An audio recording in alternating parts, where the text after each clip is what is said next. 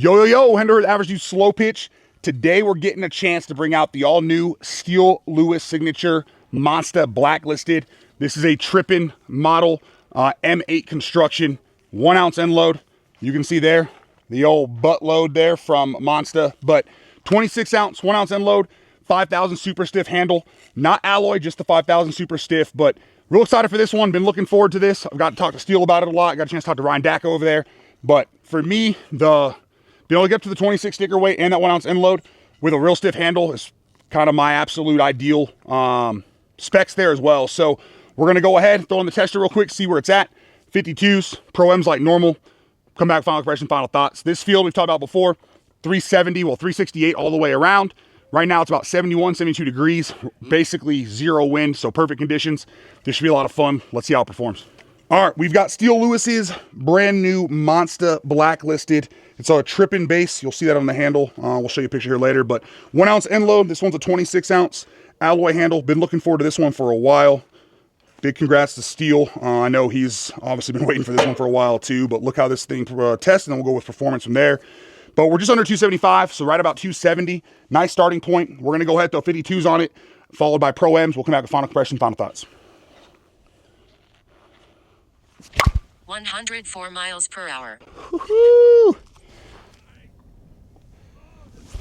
86 miles per hour.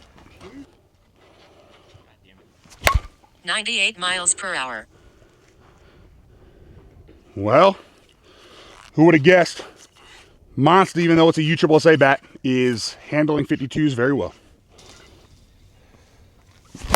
84 miles per hour. 99 miles per hour. Oh boy. Feels good. Good feedback with the 52s. Good carry. What more can you want? 91 miles per hour. That was the best. 104 miles per hour. Yes, sir. There it is. 93 miles per hour. 93 off the end. 103 miles per hour. Yeah, really good feedback on the 52s. You know exactly where you're catching on this barrel. 88 miles per hour. 103 miles per hour. Woo! 86 miles per hour. 101 miles per hour. Oh, that's good enough there. I mean, again, we've never had an issue with the USSSA Monstas ever perform with 52s. This one, for me, between the stiff handle, their way they do their barrels, you get really good feedback at 52s, performing really well. Definitely a good option for somebody who has to swing 52s exclusively. Obviously, if you go back and forth between USSSA and ASA, great option for the ASA side. We're gonna find out now where this is gonna sit for us in the USSSA side. So let's swap over to some Pro M's, see how it performs. All right, here we go. Buttload Steele Lewis Blacklisted 50 or Pro M's. 100 miles per hour. Oh. Yeah, these are gonna, yeah. That was, I don't know, but I felt like that was a complete sweet spot. That felt really, really good though. 97 miles per hour. Big difference. 107 miles per hour. Golly. Yeah, I mean, I love the alloy handles from Monsta, don't get me wrong, but this 5,000 composite is like a perfect blend.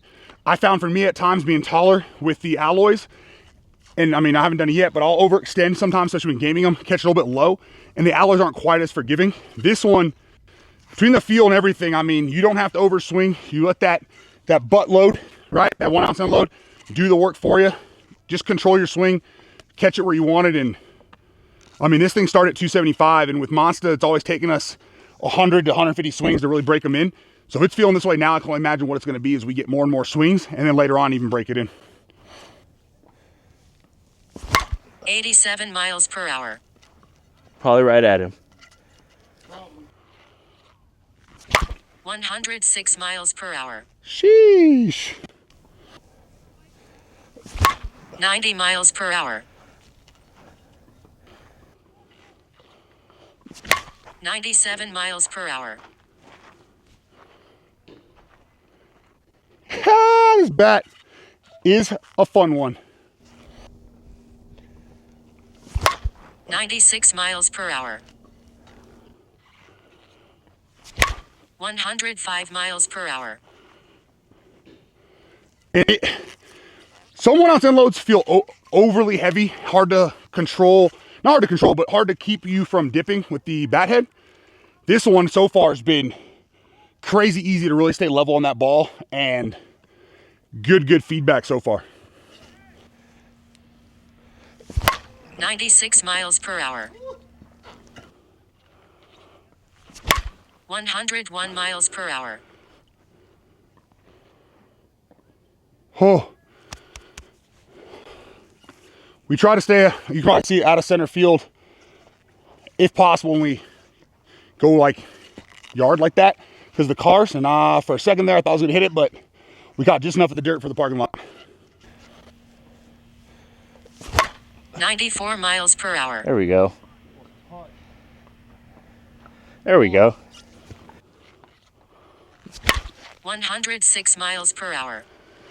And that was slightly low sweet spot. And I know that because you can feel in the hands stiffen up between the barrel and handle stiffness. But again, it's got really good forgiveness, even without being super broken in. 109 miles per hour. Golly. This should be a fun one to watch Steele Lewis swing this year, that's all I'm gonna say. But no, for a 26, it feels really good for someone who normally swings a 27. The end load on it, it's not too crazy to the point where like you can't control it. You know, you feel like you're swinging a sledgehammer. It feels really good. Super forgiving up and down the barrel. Yeah, solid choice right here. 105 miles per hour.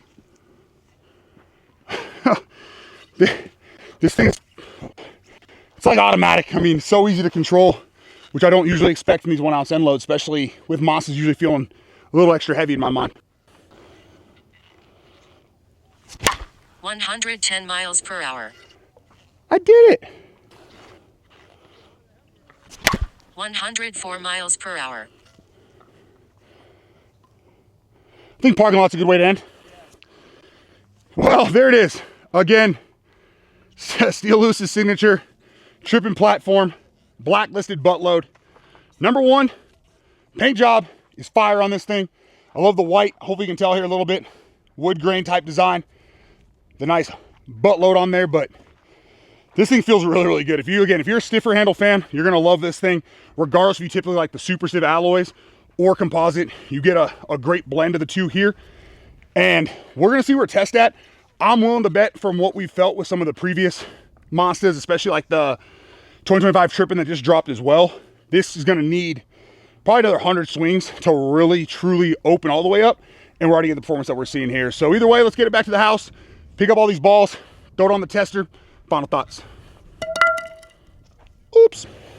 All right, let's see where Steele Lewis's signature Monsta buttload blacklisted, again on a tripping platform, is testing at. This thing was a whole lot of fun to swing. And interested to see what we did compression-wise, because like we talked about, these Monstas usually take some braking time. Let's see if we can, there we go. Yeah, and sure enough, it really hasn't moved at all. So the performance we saw was the out-of-wrapper performance with basically zero compression movement there. So you can only imagine how good this one's gonna get with some more braking. This is one that I do plan on holding on to. And then now as we put more swings on it, maybe it'll even find its way into my bag. But excited for this one, feels really good. We'll talk about it more in the final thoughts after we get a scale weight. All right, let's see where our Steele Lewis buttload blacklisted is scaling at. This is a 26 full ounce end load. And it's sitting at 25.71, so that's 0.29 under sticker. Again, I mean, to me, this, I think I mentioned during the video that a lot of the Monstas to me feel in your hand a little bit heavy at times, or a little heavier than I should say sticker. This one felt pretty true to me. I could feel the end load, Definitely felt like a 26. It was real smooth. I really liked it. But as you can see at the scale, it is a little bit under sticker. But I don't think it's enough with the feel that I would go up or down in weight. So I think this one does come in at 25 or 26. I think that's it. But I wouldn't necessarily go to a 26 if you normally swing 25 because of this scale weight. All right, that wraps up for the Monsta Steele Lewis Signature Blacklisted. Again, it's on a Trippin platform. And first off, big shout out to Steele on getting, obviously, his exclusive out there, having this ready here for the conference season. I've gotten a chance to talk to him quite a bit. He's been a huge help this year in talking through some of like the fitness side of stuff, getting me kind of linked up with Ryan Town, who I've been using. So real excited to see that he got this thing out there, and even more excited that this thing feels as good as it does. So again, I'm a big fan of kind of the stiffer handles.